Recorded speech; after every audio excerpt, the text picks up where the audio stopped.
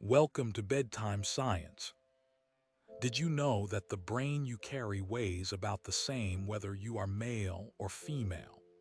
Yet the way its billions of connections are wired differs in quiet, surprising ways.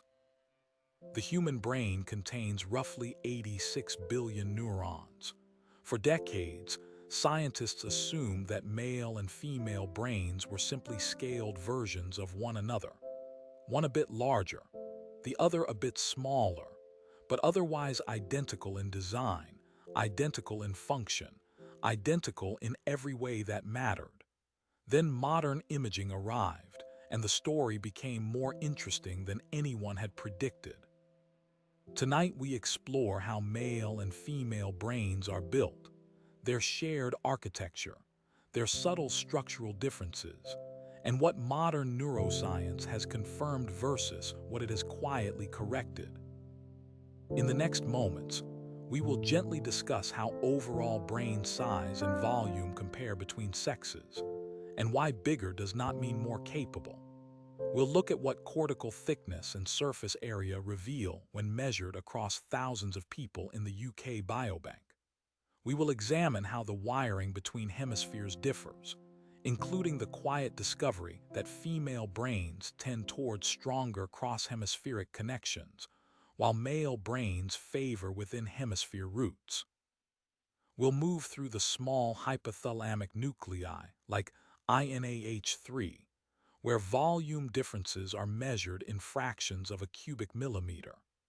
And we will trace how hormones shape the developing brain before birth and again during puberty, and what remains the same at the cellular level even after all of that shaping is done. Before we begin, if you find comfort here tonight, consider subscribing to join our quiet community. And if you are still awake, you can leave a soft comment about what topic we should explore next. Now let's begin. The adult male brain, on average, holds a volume of approximately 1,260 milliliters. The adult female brain holds approximately 1,130 milliliters. That's a difference of roughly 11 to 15%. Consistent, documented across decades. But here's the thing. That difference largely tracks with body size. Larger bodies tend to house larger brains. A taller person, whether male or female, will generally carry a heavier brain than a shorter person. Your brain scales with the body that holds it, the way an engine scales with the frame of the vehicle around it. The largest single study of structural brain differences drew from the UK Biobank, a dataset of over 5,000 participants. Researchers measured 2,750 females and 2,466 males. Published by Ritchie and colleagues in 2018 in the journal Cerebral Cortex. Mean total brain volume came to approximately 1,116 cubic centimeters in females and 1,234 cubic centimeters in males. These numbers form the current gold standard for large-scale structural neuroimaging. No other single dataset has matched it in scope. In the raw, uncorrected data, the statistical separation between male and female brain volumes looks dramatic. The effect size, measured as Cohen's d, comes to about negative 1.41. That's large. It is one of the widest measured sex differences in any brain metric. But watch what happens when you adjust. When researchers correct for total brain volume, when they account for the fact that larger bodies simply produce larger brains, the average effect size across all volumetric differences shrinks by approximately 71.3%. That headline number about male brains being 11 to 15% larger, it nearly vanishes as a meaningful biological signal once body size enters the equation. Not entirely, but mostly. After that correction, the residual differences are modest. Cohen's D values settle to about negative 0.42 for total brain volume, negative 0.31 for gray matter volume, negative 0.47 for white matter volume. Small to moderate effects, not the dramatic separation that raw numbers implied. Think of it this way: two rivers can differ in width, one broader, one narrower, but both carry the same quiet depth of current. The water moves at a similar pace. The sediment is the same composition. The difference is in the channel, not in the river itself. When you look at 14 subcortical structures in the uncorrected data, you find an average effect size of negative 0.7, all larger in males. After correcting for total brain volume, males still show larger volume in all subcortical regions except one. The nucleus accumbens, that small reward-related structure where females show slightly larger relative volume. The effect size is tiny, around 0.08 to 0.1, but it's there, quiet and consistent. A separate meta-analysis encompassing over 14,000 brains for intracranial space and nearly 8,000 for gray matter confirmed the absolute volume pattern. Males show larger absolute volumes across every category measured: intracranial space, total brain, cerebrum, gray matter, white matter, cerebrospinal fluid spaces, cerebellum. The differences range from 9 to 13% depending on the structure. All of these absolute differences reflect body scaling. They tell you about body size, not about different brain organization. A 2024 neuroimaging study published in eLife added a useful layer to this picture. After correcting for total brain volume, 65.8% of brain regions showed statistically detectable sex differences in volume. But look at the direction those differences point.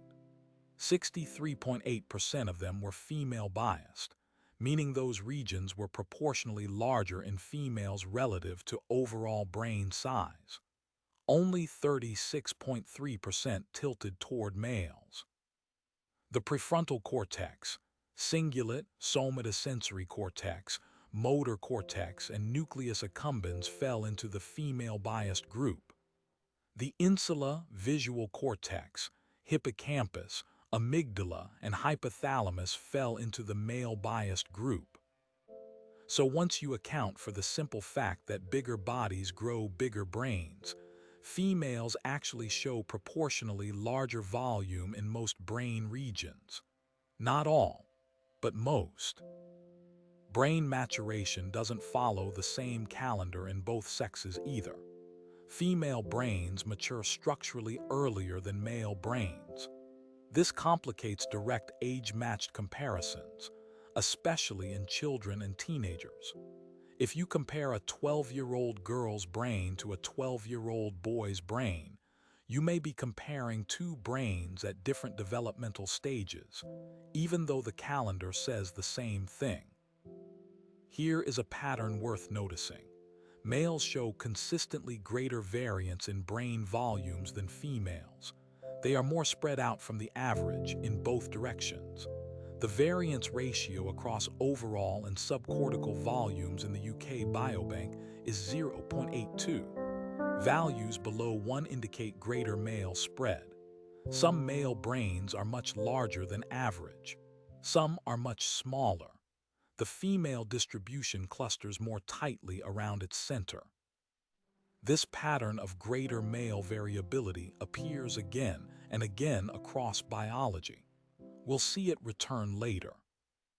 Using careful post-mortem methods, the kind where researchers count neurons one by one under a microscope, Packenberg and Gunderson estimated in 1997 that the total number of neocortical neurons was approximately 19 billion in female brains and 23 billion in male brains.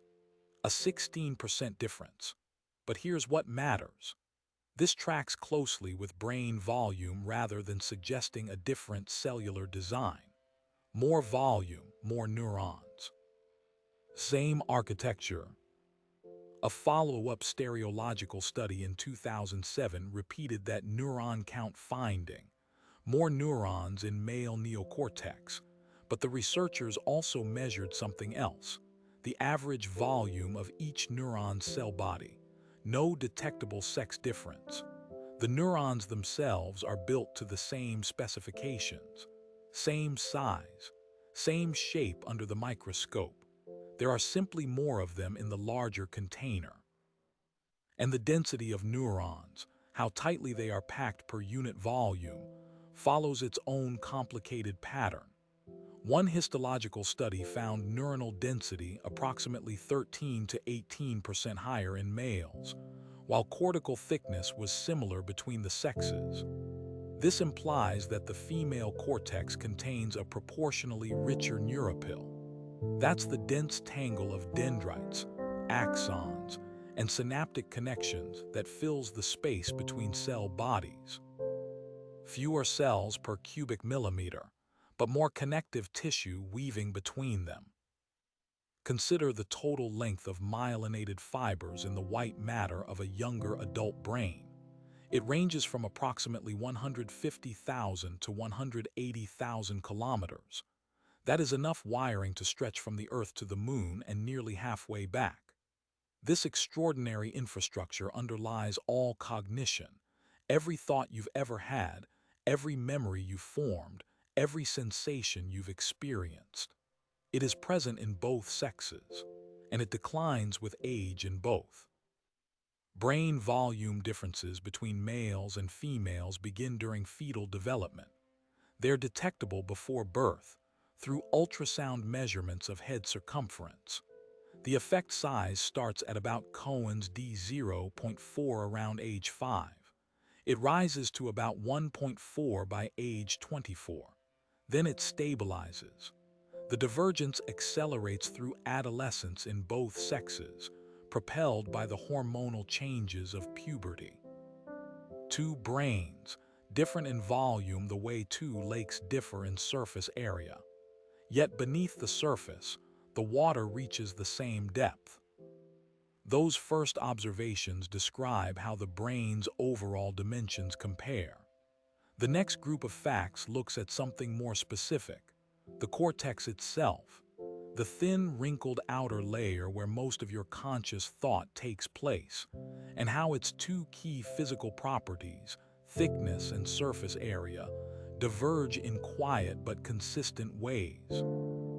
The UK Biobank study found a clean split. Females have higher raw cortical thickness across the brain. Males have higher raw cortical surface area. These two properties move in opposite directions between the sexes. This is one of the most consistent, most well-replicated findings in structural neuroscience. Study after study returns to this same observation. What's interesting about the thickness finding? After correcting for total brain volume, female cortical thickness increases relative to males. It amplifies. Cortical thickness is the only major brain metric that shows a larger sex difference after size correction, not a smaller one. For their brain size, females maintain proportionally thicker cortex. Every other metric shrinks after correction. This one grows. For cortical surface area, the effect sizes grow steadily across development. About Cohen's d0.4 at age 5. About 1.4 by age 24. After the mid-20s, the effect size holds steady. This difference appears to lock in during post-pubertal development and then persist for the rest of your life. Whatever happens during those adolescent years writes itself permanently into cortical geometry. In the raw UK Biobank data, males show larger brain volume in every single cortical subregion without exception. Every one. The sex difference ranges from a Cohen's d of -0.24 in the right temporal pole, the smallest measured gap, to negative 1.03 in the right insula, the largest. The average across all cortical subregions is negative 0.67 before volume correction. The right insula deserves a moment of attention. This region sits deep within the lateral fissure, folded away from the brain's outer surface. It plays a central role in interoception, which is the sense of what's happening inside your own body. Heart rate, breath, gut feelings, that vague sense that something isn't right. The insula handles all of that. It also contributes to empathy and social cognition. And it shows the single largest regional raw volumetric sex difference in the UK Biobank sample. Males larger, Cohen's d of negative 1.03.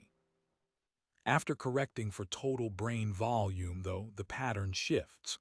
The regions where male cortical thickness exceeds female thickness shrink to a handful of small areas, parts of the right insula, some orbitofrontal patches, the lingual gyrus, the parahippocampal cortex, all with small effect sizes. These are exceptions in a pattern that otherwise favors female thickness.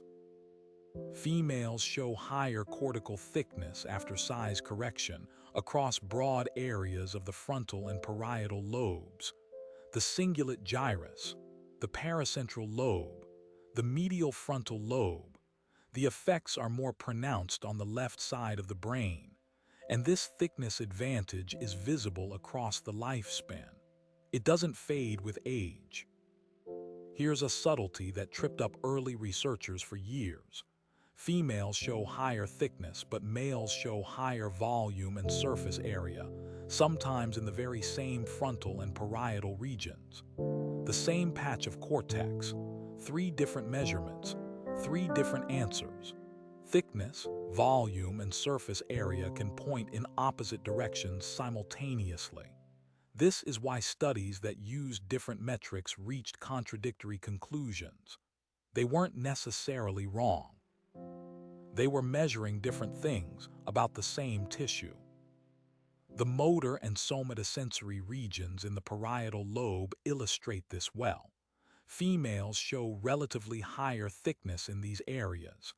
Males show relatively higher volume and surface area. Same cortex, different rulers.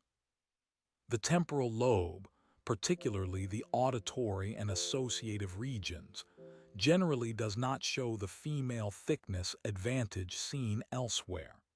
It's one of the few lobes where the pattern is flat or inconsistent. The exception is the parahippocampal gyrus, where females do show proportionally higher thickness. A 2021 neuroimaging study found that females had greater relative gray matter volume in the prefrontal cortex, orbitofrontal cortex, superior temporal cortex, lateral parietal cortex, and insula.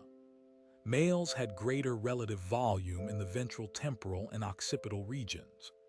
These regional patterns align with functional observations. The differing average profiles researchers have documented in social cognition and visuospatial processing across the sexes. After adjusting for volume and height, a minimum of 89.6% of all data points fall within the overlap between male and female distributions for adjusted regional cortical measures. That number is worth sitting with for a moment. Nearly 90% overlap. When body size is properly accounted for, the sexes are far more alike than different across almost every cortical measure you can take. Studies using matched samples controlling for brain volume consistently show that sex differences in posterior temporal and inferior parietal cortical thickness in females are independent of brain or body size. These are genuine structural features, not artifacts of scaling, not echoes of body mass. They belong to the cortex itself. Regional cortical asymmetry, the difference between left and right hemispheres, is consistently more pronounced in males than females across studies. Males show stronger hemispheric lateralization in several functional domains. The structural evidence mirrors this. The male brain tends to be more asymmetric. The female brain tends to be more symmetric. And within each sex, the range of normal variation is wider than the gap between the sexes. In early adolescence, both males and females show wide variability in cortical and subcortical volumes, but within-sex variance exceeds between-sex variance for virtually all regional measures. The spread within each group is larger than the distance separating the two groups. The cortex folds like cloth. In one brain, the folds run slightly deeper. In the other, the surface stretches slightly wider, both holding the same quiet capacity for thought. Those observations describe the cortex, the brain's wrinkled outer sheet. Now we move inward into the white matter pathways that connect one region of the brain to another. These are the cables, the long-distance communication lines that let the left side of your brain talk to the right and let the front talk to the back. If the cortex is where thinking happens, the white matter is how different kinds of thinking get stitched together. In 2014, a team led by Rajini Verma published a landmark study in the Proceedings of the National Academy of Sciences. They mapped the structural connectome, the brain's complete wiring diagram, in 949 young people aged 8 to 22, 428 males, 521 females. Using diffusion tensor imaging, they traced the direction and strength of fiber pathways throughout the brain. The paper remains one of the most cited in sex difference neuroscience. What they found was clean, consistent. In all supratentorial brain regions, everything above the cerebellum, males showed greater within hemispheric connectivity, connections running within the same hemisphere. They also showed enhanced modularity and transitivity in their brain networks. These patterns held across ages 8 to 22, once the developmental trajectories diverged during adolescence. Females showed the opposite pattern, greater between hemispheric connectivity, more connections linking left hemisphere to right, greater cross-module participation in network architecture. The practical implication: female brains appear to more readily integrate information across regions specialized for different tasks. Left-right communication runs stronger. But there was a twist, one that popular summaries almost always leave out. In the cerebellum, the structure at the base of the brain that coordinates movement and refines cognitive processes, the pattern reversed completely. Females showed stronger intracerebellar connectivity. Males showed stronger extracerebellar connections. The within versus between story holds for the cerebrum but flips entirely in the cerebellum. Anyone who tells you the story is simple isn't reading the fine print. The researchers interpreted their findings as suggesting that male brains are structured to connect perception with coordinated action, while female brains are structured to connect what they called analytical and intuitive processing modes. This interpretation drew criticism. Daphne Joel and colleagues pointed out that the study found a quantitative difference in connection strength, not the presence or absence of entire connectivity types. Every brain has both within hemisphere and between hemisphere connections. The balance differs, but both wiring patterns exist in every person. No brain is purely one type or the other. A later study using a different imaging technique, generalized Q-sampling imaging, examined teenagers and confirmed the basic direction of Ingal-Helikar's findings. Male brains showed better short-range, within-lobe connectivity, especially in the frontal and parieto-occipital lobes. Female brains showed better long-range connectivity between bilateral frontal lobes and from the frontal lobe to the opposite side parieto-occipital region. In 2025, researchers analyzing 707 healthy adults from the Human Connectome Project found that females exhibited low or mean diffusivity in several white matter pathways. The coronal radiata on both sides, the left arcuate fascicle, subdivisions 4 through 7 of the corpus callosum. Low or mean diffusivity generally indicates denser, more tightly organized white matter tissue. The fibers are packed closer together. The insulation is tighter. In the same study, males showed low or mean diffusivity in different pathways. The left intracerebellar parallel tract, the right middle and inferior cerebellar peduncle, the right thalamotemporal projection, that cerebellar asymmetry surfacing again. It keeps appearing across independent datasets, independent methods, independent research groups. The UK Biobank study also measured fractional anisotropy, a metric that captures how directionally coherent a fiber tract is. Think of it as a measure of how organized the cables are, how clearly they point in one direction versus branching out in many. Males had higher fractional anisotropy overall, but females had higher white matter tract complexity. Higher complexity may indicate more branching, more crossing fibers, or a different organizational architecture within the white matter. Straighter cables versus bushier networks. When you look at fractional anisotropy region by region instead of globally, the picture gets more nuanced. Males show higher values in cerebellar white matter and the left superior longitudinal fasciculus. Females show higher values specifically in the corpus callosum, the brain's largest bridge between hemispheres.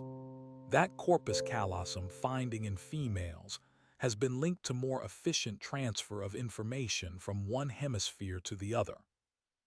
The corpus callosum has been a focus of sex difference research since 1982, when de Lacoste-Utamsing and Holloway reported that the splenium, the posterior portion, was larger and more bulbous in females. The decades since have been mixed. Some large MRI studies find no detectable sex difference in corpus callosum area after correcting for brain size. Others find region-specific differences. The debate illustrates how profoundly your choice of metric and correction method can shape your conclusions. A study of 1,108 patients found no statistically detectable sex differences in corpus callosum length, isthmus thickness, or overall area when considered in isolation. But when the researchers calculated brain size relative indices of the same measurements, sex differences emerged. Same structure, same patients, different math, different answers. Post-mortem studies of corpus callosum fiber composition have found greater fiber density, not larger axons but more densely packed fibers, in the female genu, the front portion of the corpus callosum. Studies examining what drives corpus callosum size differences found it was the number of axons, not their packing density, that explained volume differences between individuals. Here is a finding that connects hormones to structure directly. Fetal testosterone, measured through amniocentesis during the second trimester, predicts approximately 34% of the variance in corpus callosum isthmus asymmetry in 8 to 11-year-old boys. That is direct human evidence linking prenatal hormone exposure to white matter organization. Hormones circulating in the womb, shaping cables in the brain that won't be measured for another decade. The developmental trajectories of male and female structural connectomes separate mainly during adolescence and adulthood. Before puberty, connectomic sex differences are modest.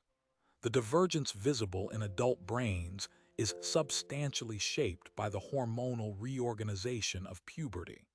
The wiring changes during the teenage years, and it changes differently depending on which hormonal environment the brain is bathed in. Sex differences in white matter structure carry clinical weight.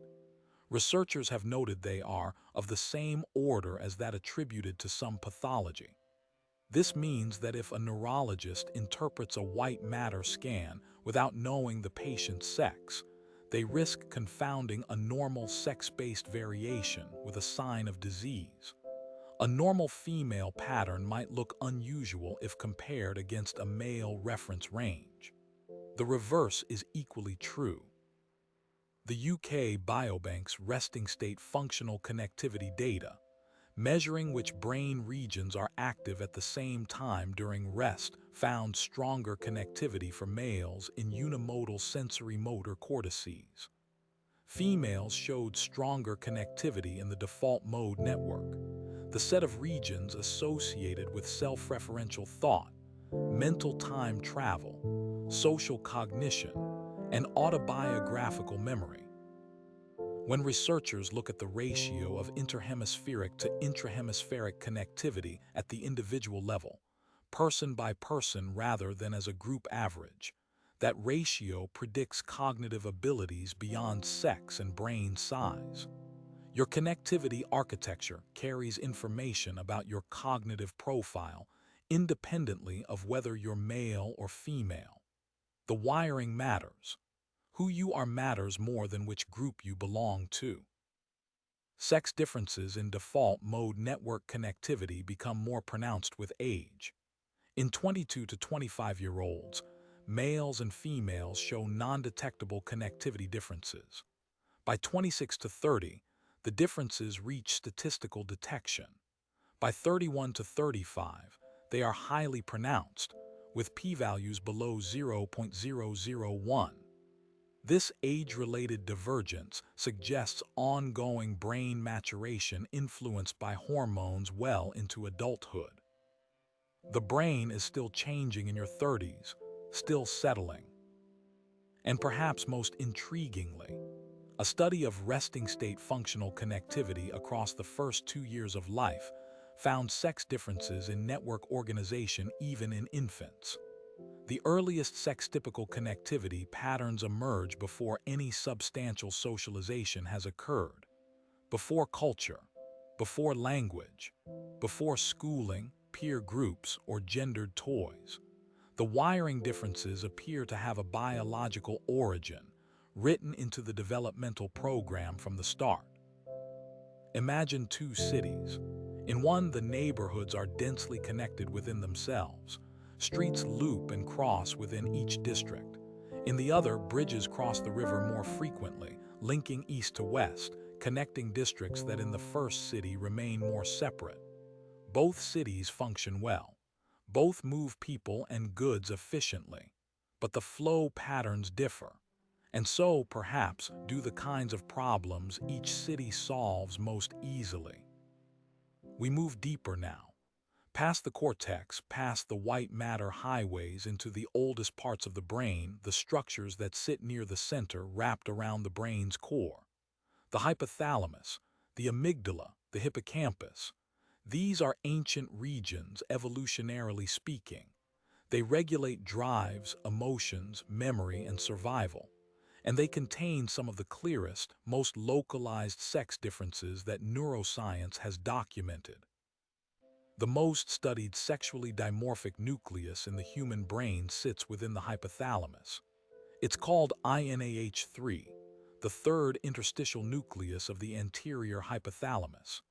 In 1991, neuroscientist Simon LeVay published a paper in Science reporting that INAH3 was more than twice as large, approximately 2.8 times, in heterosexual males compared to females.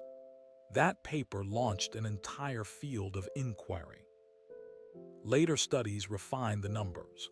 William Bine and colleagues, writing in the journal Brain Research in 2000, conducted the first systematic examination of all 4 INAH nuclei using stereological methods. They worked with Nissl-stained coronal sections from 18 males and 20 females, ages 17 to 65, none with hypothalamic pathology. Their conclusion confirmed LeVay's direction. INAH3 occupies a greater volume and contains more neurons in males than in females. How many more neurons? Bind's team quantified that in a follow-up published in 2001 in Hormones and Behavior. INAH3 contains approximately 60% more neurons in presumed heterosexual males than in females. 60%, for a structure smaller than a grain of rice. A separate histological study using different staining techniques, thionin and neuropeptide Y and synaptophysin, found INAH3 volume to be 1.9 times larger in control males than females, and to contain 2.3 times as many cells. The variation in reported ratios, 1.9 versus 2.8, reflects different staining methods and different sample compositions. The direction never changes. Males larger, always.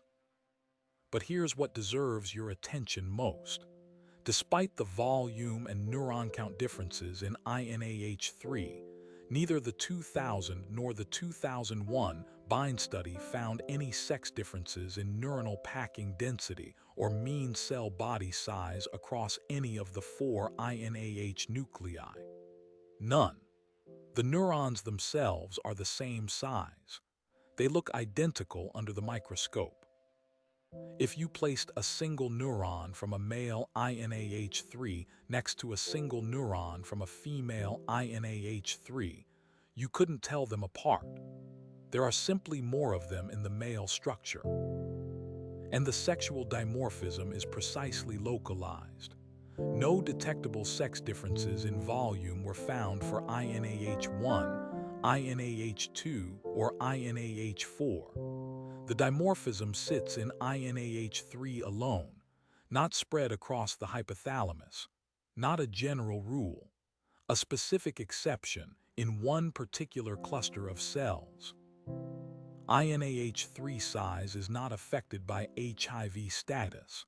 That's an important detail because early studies relied on AIDS-related autopsy material, and critics worried the results were confounded by illness.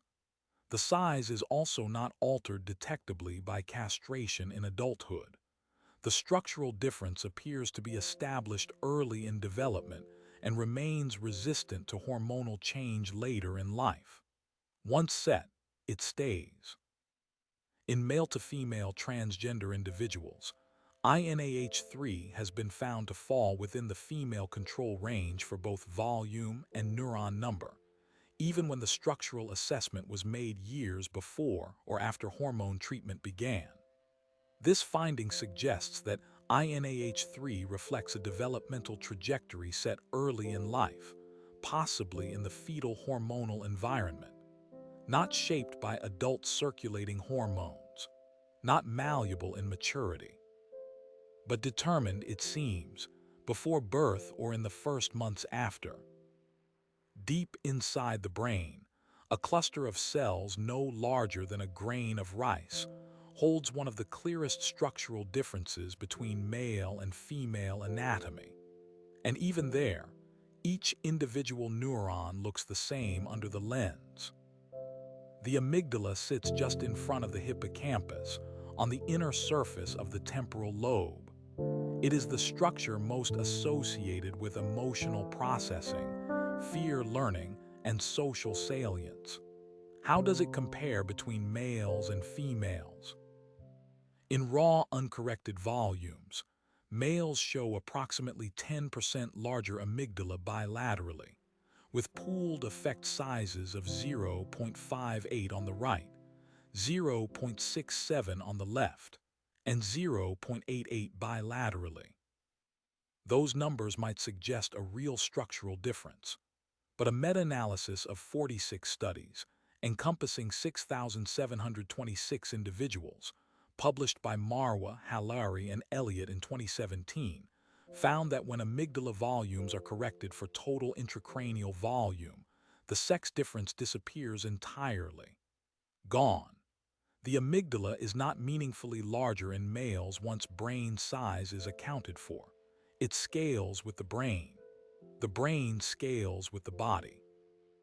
The hippocampus, essential for episodic memory, spatial navigation, and contextual learning, follows a parallel pattern. Males have larger absolute hippocampal volumes, but this difference largely reflects overall brain size rather than a specific hippocampal enlargement. Structures with high densities of sex steroid receptors, the amygdala, hippocampus, hypothalamus, and caudate, consistently show male-biased absolute volumes that shrink substantially after brain volume correction. At the subregion level, some hippocampal differences persist even in developmental studies.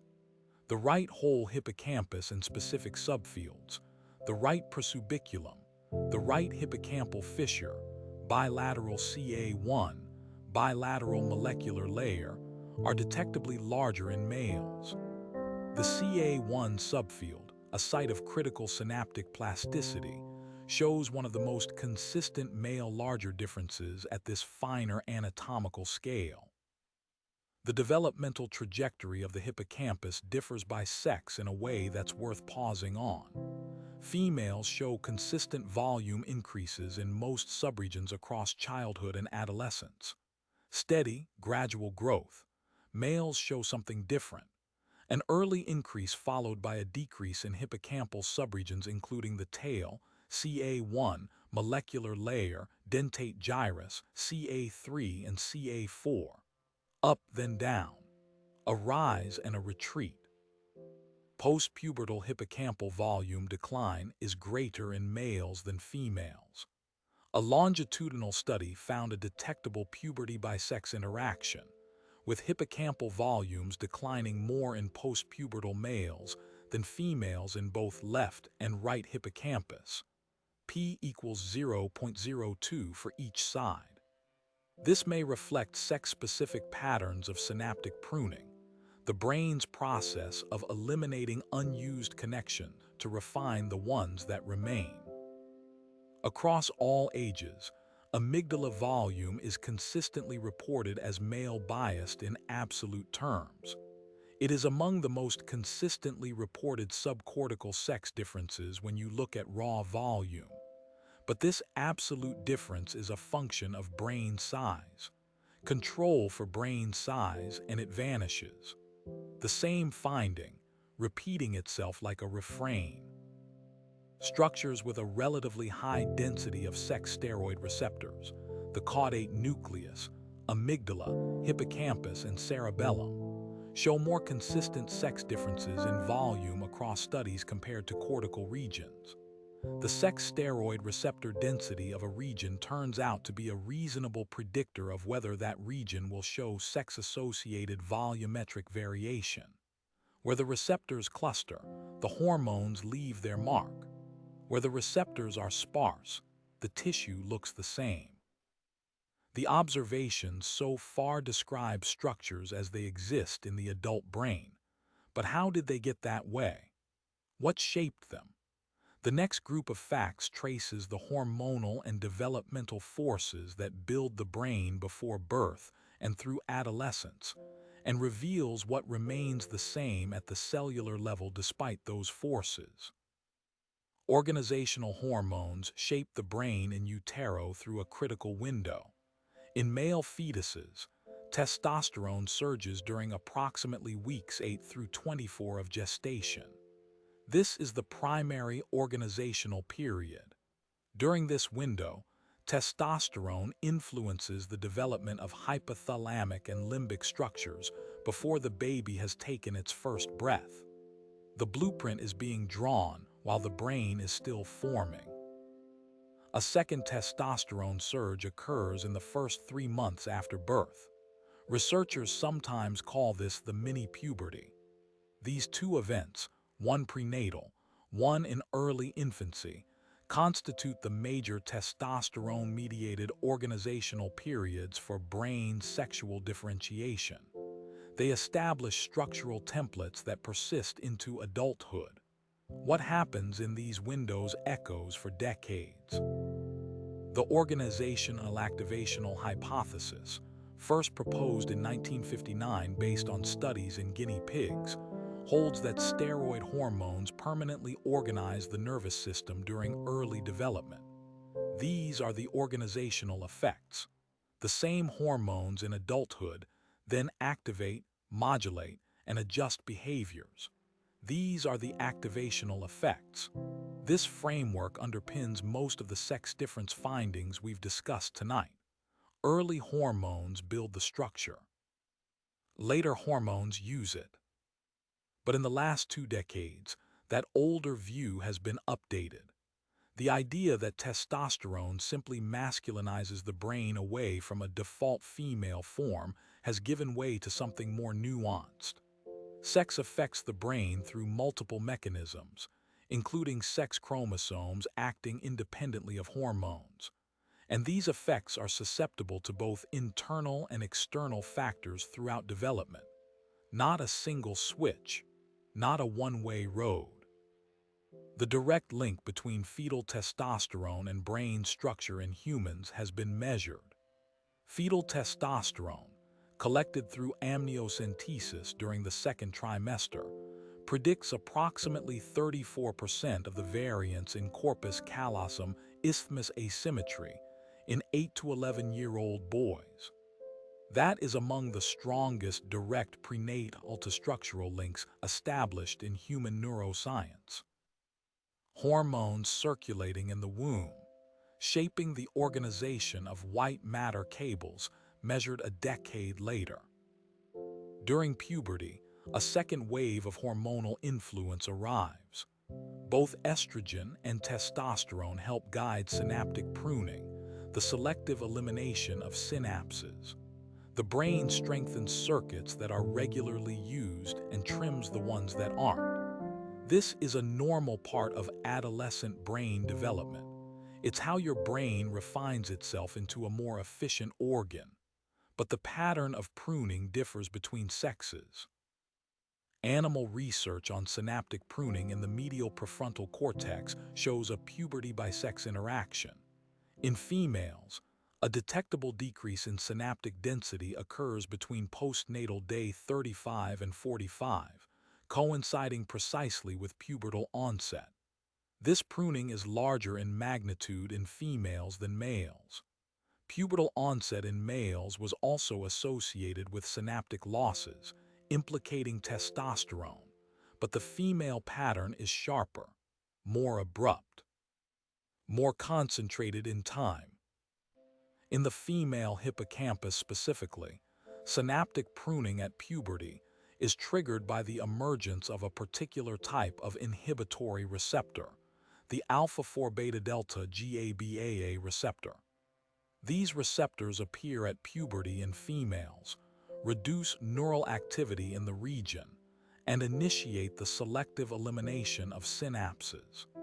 This mechanism does not operate identically in males. It may have implications for memory, learning, and vulnerability to certain psychiatric conditions that emerge during adolescence. Research from McMaster University, published in the Journal of Physiology in 2024 and 2025 by Lauren Colenso-Semple and her team, provides a finding that bridges the gap between sex differences in hormones and sex differences in cellular response. In tightly controlled studies using metabolic tracers and muscle biopsies, the researchers demonstrated that fluctuations in endogenous ovarian hormones, estradiol and progesterone, across the menstrual cycle do not affect exercise-induced increases in muscle protein synthesis. Consider what that implies. The very different concentrations of circulating sex hormones between males and females do not translate into a fundamentally different cellular machinery for protein metabolism. Hormone receptor expression and downstream signaling pathways are remarkably similar between sexes at the cellular level. It is the amount and timing of hormone exposure, especially during sensitive developmental windows, that creates structural differences. Not a categorically different toolkit. The same tools, applied at different moments and in different doses. The fetal programming hypothesis finds support in the dopamine reward system too. Fetal testosterone levels measured through amniocentesis are associated with individual differences in the functional organization of the reward system in adulthood, including striatal activation patterns. What the brain encounters in the womb shapes how it responds to reward and motivation years, even decades later. Sex chromosome effects on brain development add another layer, one that is independent of circulating sex hormones. Women have two X chromosomes. Men have one X and one Y. Differences in gene dosage from these chromosomes affect brain development through mechanisms separate from hormonal signaling. The chromosomal contributions and the hormonal contributions to sex differences are anatomically dissociable. Two different systems working in parallel, producing overlapping but distinct effects on the same developing brain. Menopause, the decline in estrogen and progesterone production, is increasingly studied as a potential neurobiological risk factor.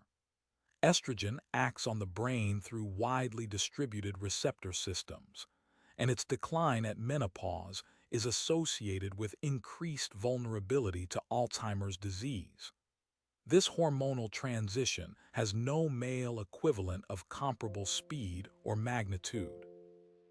It represents a unique developmental event in female neuroanatomy, a shift that happens over months rather than decades. The sex-specific pattern of synaptic pruning during adolescence has been proposed as one factor contributing to the different timing and clinical expression of several psychiatric conditions. Depression occurs at higher rates in females post-puberty. Schizophrenia occurs at higher rates and with earlier onset in males. The timing and pattern of pruning may determine which circuits are most vulnerable and when. And despite all of these measurable structural differences, shaped by hormonal organization, chromosomal effects, and developmental timing, the brain's fundamental cellular building blocks are identical in males and females. Neurons, astrocytes, oligodendrocytes, microglia. The cells themselves do not differ between sexes. What differs is their number in certain regions, their connectivity patterns, and the hormonal milieu that sculpts them during sensitive periods of development. Hormones move through the developing brain like a tide, shaping the shoreline slightly differently each time. Yet the ocean beneath remains the same. The observations so far have centered on differences in volume, in thickness, in connectivity, in deep structures, in hormonal influences. The next group of facts turns toward what is shared: the circuits that operate identically in both sexes, the machinery that belongs not to one sex or the other, but to the species itself. The anterior insula is the cortical hub for interoception, the sense of what's happening inside your own body. It's a critical node in the salience network, the system that decides what's important enough to pay attention to right now. And it functions as an empathy center in both sexes. Activity in the bilateral anterior insula during empathic processing has been demonstrated in males and females across dozens of brain imaging studies. No evidence has emerged that the basic circuit operates differently between the sexes. The wiring is the same. The function is the same. The capacity for empathy runs on shared hardware. Interoceptive awareness, the ability to consciously attend to internal body sensations, does show a functional difference. Females report stronger interoceptive attention on average, and this correlates with differences in connectivity within the salience network. But the underlying insular circuitry that mediates interoception is present and active in both sexes. What differs is the degree of attentional engagement with interoceptive signals, not the circuit itself. Think of it as the volume knob, not the speaker. Both brains have the speaker. One tends to turn the volume up a little higher. The personal distress dimension of empathy, feeling distress in response to another person's pain, shows a female-biased sex difference with a specific structural correlate. It is encoded in the gray matter volume of the left anterior insula, and in resting state functional connectivity between the left anterior insula and the temporoparietal junction. This represents one of the few empathy-related neural sex differences where researchers have been able to point to a particular structure and say, this is where the difference lives. The mirror neuron system, the network that fires both when you perform an action and when you watch someone else perform that same action, spans the parietal lobe and inferior frontal gyrus. It is active in both sexes during recognition of facial actions, motor actions, emotional behaviors, and intention coding. The architecture of the mirror system is shared across sexes and is not fundamentally reorganized by biological sex. The dopamine-driven system underlying romantic love operates through identical fundamental circuitry in both sexes. The ventral tegmental area, the nucleus accumbens, the dorsal striatum, the associated basal ganglia reward circuits. Brain imaging studies of people experiencing romantic love show neural activity in these dopamine-rich reward systems in both males and females. No sex-specific circuitry has been identified. The experience of falling in love uses the same neural hardware whether you are male or female. Your brain doesn't know the difference. It just falls. Oxytocin, sometimes called the bonding hormone, is synthesized in the hypothalamus and projects to the ventral tegmental area, nucleus accumbens, amygdala, and hippocampus in both sexes. A study measuring plasma oxytocin in new romantic partners found that oxytocin was elevated in new lovers compared to single individuals, with a very large statistical effect, F of 109.33. And this elevation predicted interactive reciprocity, how much partners mirrored each other's behavior, independent of sex. Both men and women show the same oxytocin-based bonding chemistry. The molecule responds to connection, not to chromosomes. Vasopressin, oxytocin's molecular cousin, facilitates pair bonding and is linked to long-term attachment in both sexes through the same receptor systems. While differences in vasopressin levels between males and females have been documented in some studies, the circuit through which vasopressin influences social bonding is conserved. The pathway is shared. The signal strength may vary slightly. The taste system provides one of the cleanest examples of shared circuitry in the entire brain, from chemoreceptor cells on the tongue, through cranial nerve ganglia, to the nucleus of the solitary tract in the brainstem, and into the primary gustatory cortex in the insula. The system is organized as a labeled line architecture in both sexes. Sweet-sensing cells project to sweet-responsive neurons. Bitter-sensing cells project to bitter-responsive neurons. This organization from tongue to cortex is identical in males and females. It has to be.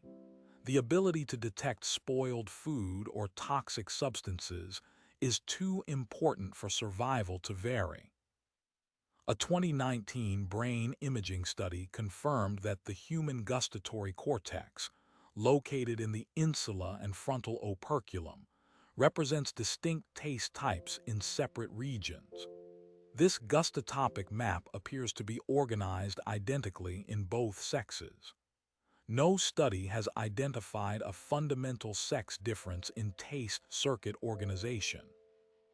The default mode network, that set of interconnected regions including the medial prefrontal cortex, posterior cingulate, angular gyrus, and hippocampus, is present and functionally organized in both sexes from early in life. While females show stronger default mode network connectivity on average in adulthood, the network exists, connects the same regions, and performs the same core functions regardless of sex. Self-reflection, mental time travel, social cognition, autobiographical memory. These are not male or female capacities. They are human capacities running on architecture shared across every brain. The circuits that let you taste sweetness, feel love, and sense another person's presence in the room are built from the same quiet blueprint in every human brain. The final group of facts widens the frame and asks a question that hangs over everything we've discussed. Given all of these differences and similarities, what is the overall picture? How different are male and female brains, really, when you step back far enough to see the whole shape of the evidence? In 2015, Daphne Joel and colleagues at Tel Aviv University published a landmark study in the Proceedings of the National Academy of Sciences. They analyzed MRI data from two large samples totaling 2,176 individuals, and they asked a deceptively simple question. Do individual brains show internal consistency?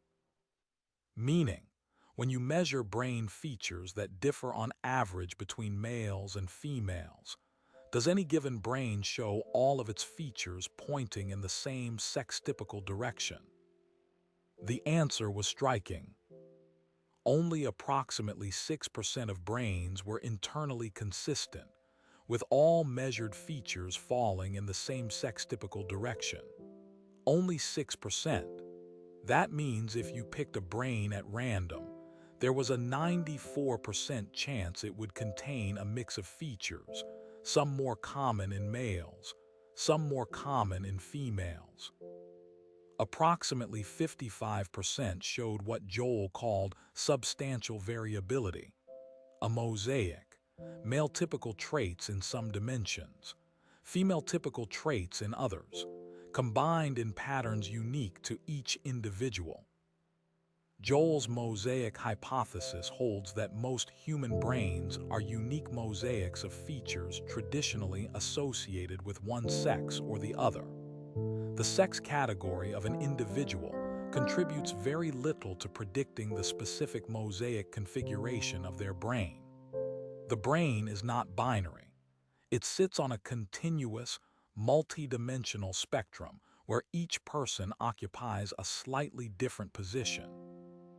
A 2024 study of early adolescent brains found that the overlap coefficient between male and female distributions ranges from 0.585 to 0.985 across all measures examined. At minimum, more than 58% of any brain measurement distribution is shared between the sexes. For most adjusted measures, far more than 89% of data points fall in the overlap zone. The overlap is vast. Critics of Joel's mosaic methodology have raised fair objections. Her operationalization of internal consistency was quite strict, perhaps so strict that even known dimorphic biological traits might fail to meet it. Using discriminant analysis on Joel's own data, brain features correctly predicted participants' sex 69 to 77% of the time. This suggests meaningful but imperfect group-level differences, not completely dimorphic, not completely overlapping.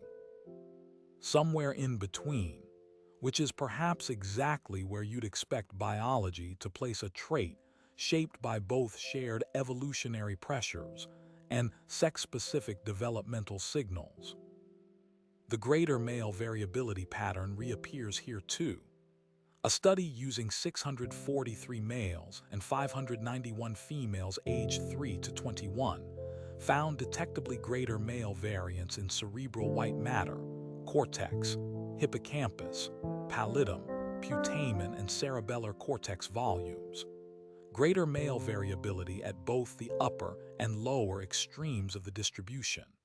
More males with unusually large structures. More males with unusually small ones.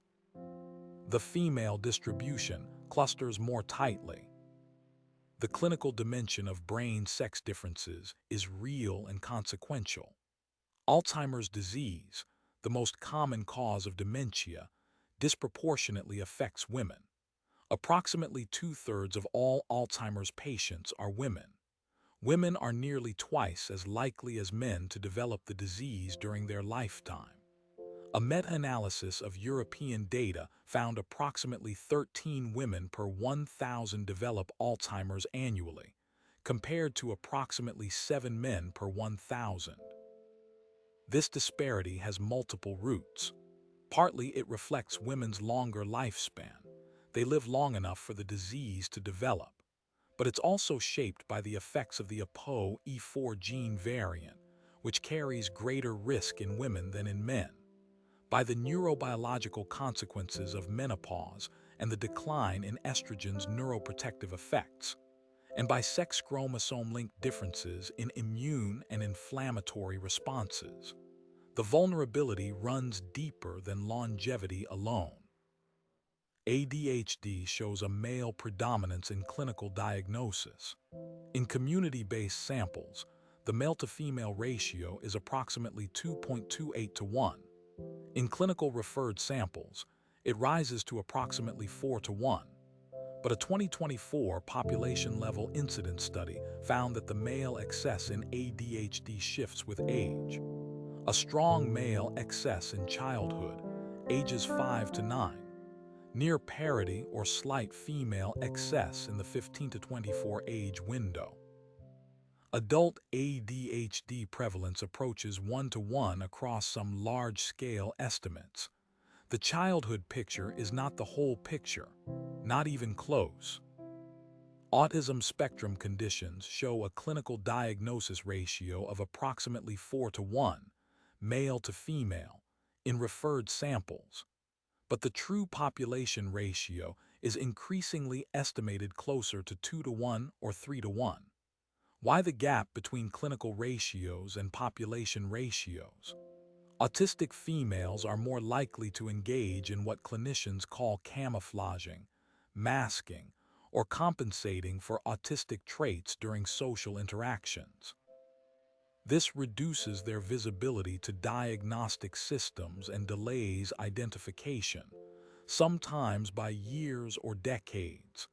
This is a diagnostic artifact, a product of how we look for autism, not a feature of brain organization itself. The single most important finding from large-scale neuroimaging, and the one that most directly challenges popular intuitions about male and female brains, is this: individual variation within each sex is far greater than the average difference between sexes.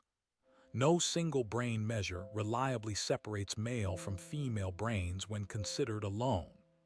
Even total brain volume, the measure with the largest effect size, has distributions that overlap substantially.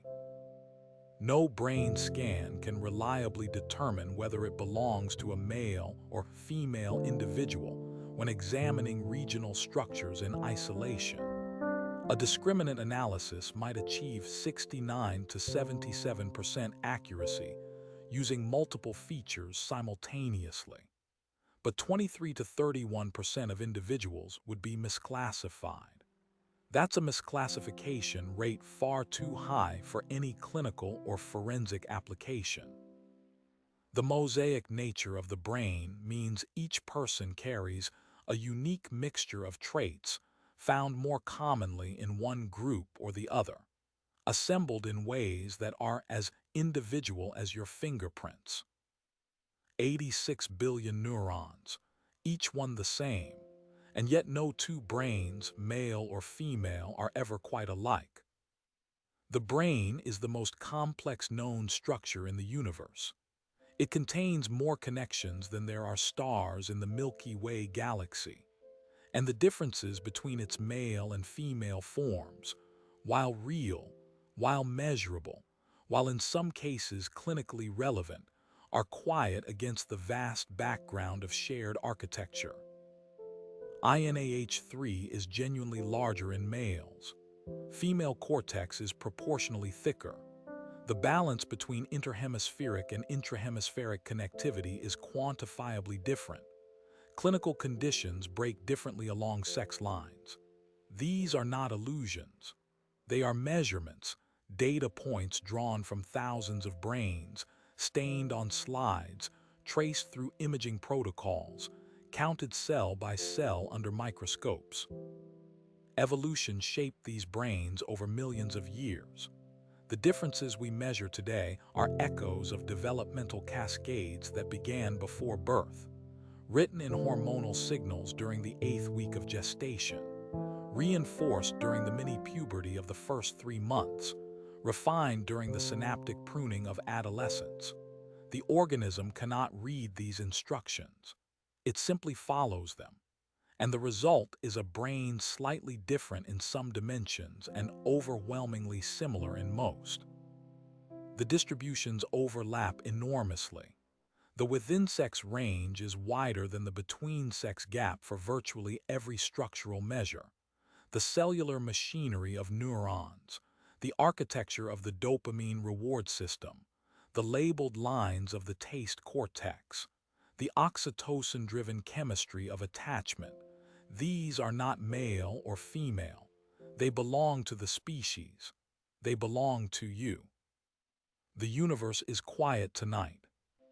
Stars form in distant nebulae, collapsing from clouds of hydrogen under the pull of gravity. Light travels at 300,000 kilometers per second across empty space, carrying information from events that happened before your species existed. Galaxies turn slowly through the dark. And somewhere within all of this, behind closed eyes, billions of neurons continue their quiet work, forming memories, releasing slow waves, maintaining the steady rhythm of breath. The brain does not pause to consider whether it is male or female. It does not label its own structures. It does not read the research papers written about it. It simply continues. And tonight, it carries you gently toward rest.